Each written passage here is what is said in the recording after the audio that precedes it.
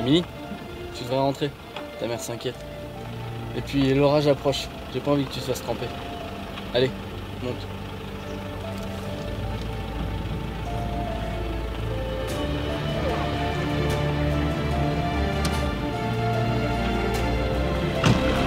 Pourquoi tu t'obstines à venir? Le comte fraisseur ne sort presque jamais de chez nous. Tu le sais bien.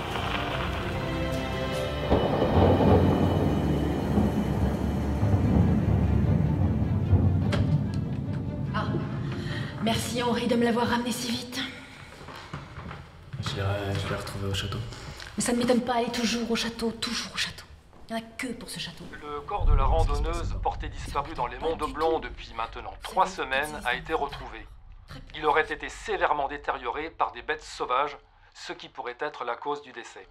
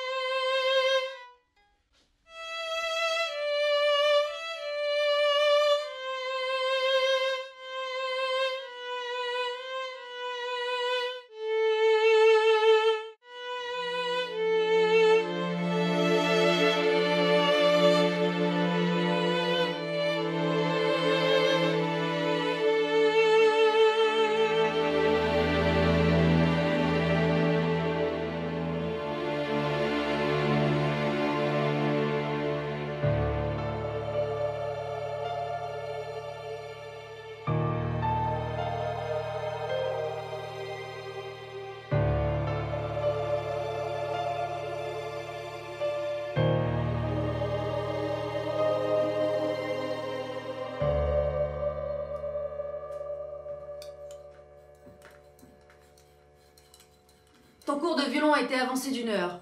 Tu veilleras à ne pas être en retard.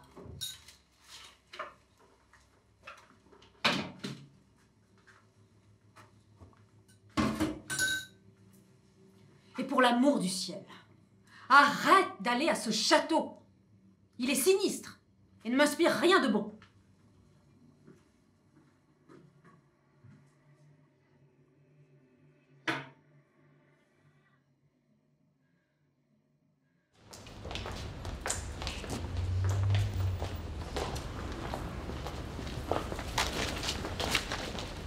Oh, désolé, mademoiselle. Laissez-moi vous aider.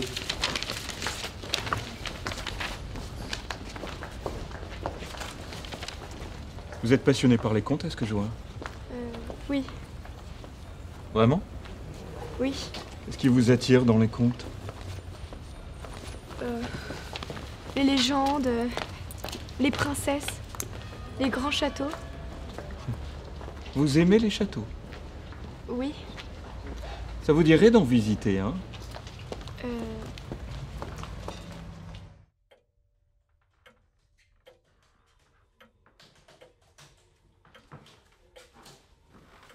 Je vais à la bibliothèque demain après-midi.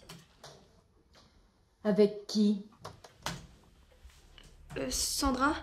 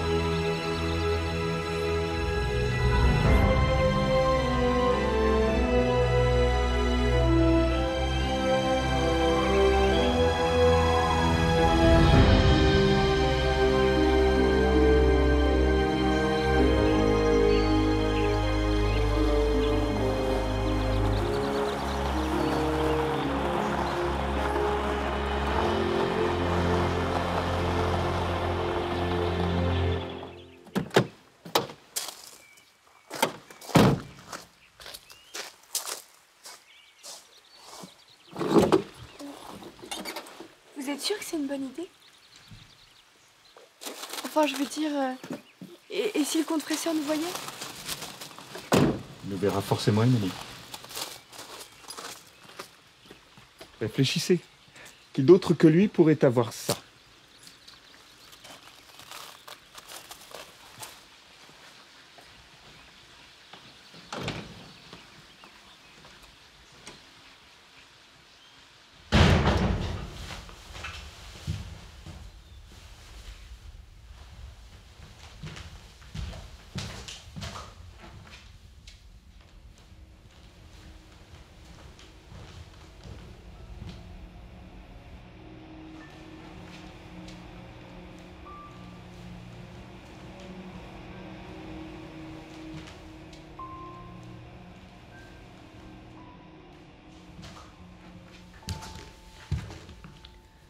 Vous jouez du piano? Oui, j'en joue, mais pas de celui-là. Il est désaccordé, malheureusement. C'est dommage. Un si bel instrument. Venez. J'ai quelque chose de plus intéressant à vous montrer. Laissez-moi vous présenter, Mademoiselle Émilie, la salle des conseils. Ah, c'est magnifique. J'ai encore mieux.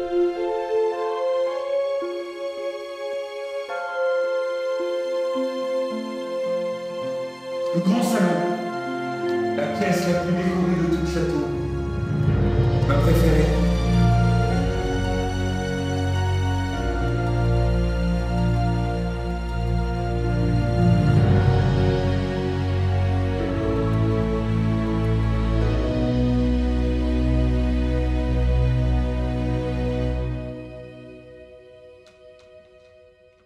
Vous reconnaissez ce tableau ? C'est le radeau de la Méduse. Est-ce que vous connaissez son histoire ? Non. La Méduse était une frégate royale qui a été envoyée pour reconquérir le Sénégal. Avec à son bord 196 hommes d'équipage. Mais son commandant, Hugues du Roi de Chaumaré, gonflé d'orgueil, distança les autres bâtiments de la flotte et s'échoua sur un banc de sable au large des côtes mauritaniennes, le banc d'Arguin. Comme il était impossible de remettre le navire à flot et qu'une tempête approchait, son commandant en décréta l'abandon. 16 membres d'équipage restèrent à bord. Les autres embarquèrent dans des chaloupes et sur un radeau de fortune.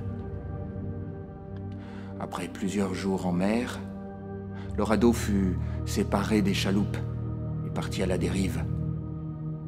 Il ne fut retrouvé que 13 jours plus tard.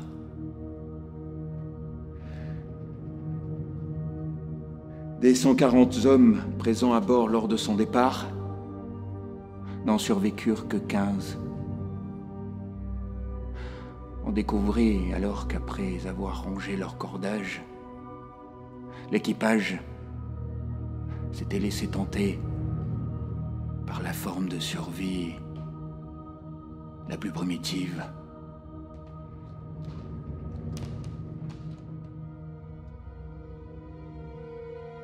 Le cannibalisme.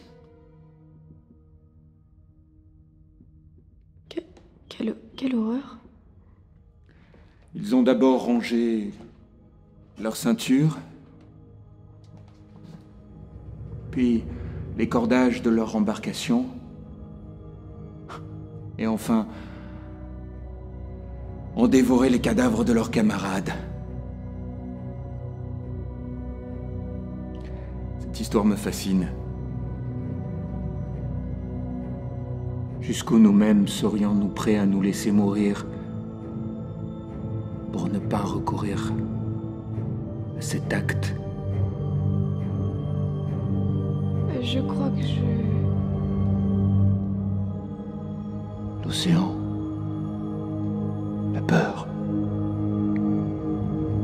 la solitude. Je vais devoir y aller, monsieur le comte. Oui. Attendez-moi à l'entrée, je vais chercher les clés de la voiture.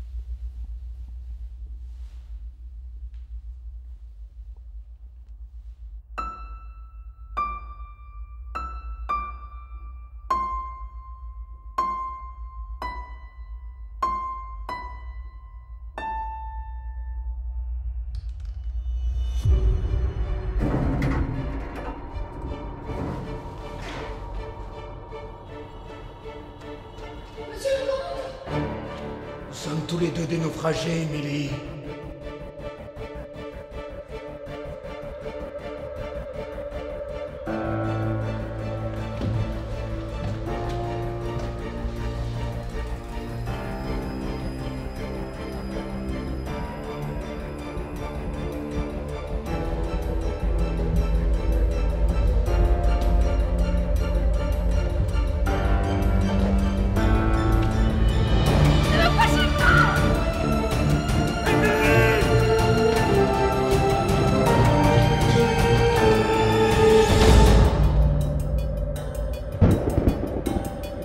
Émilie, tu devrais rentrer. Ta mère s'inquiète. Mais ça ne m'étonne pas, elle est toujours au château, toujours au château. Il n'y en a que pour ce château. Je voulais voir ce qui se passait dedans. Mais ça ne m'étonne pas du tout. Je n'arrive pas à la raisonner. Je ne sais pas ce que je vais faire. Je ne sais pas. Pour l'amour du ciel, arrête d'aller à ce château. Il est sinistre et ne m'inspire rien de bon.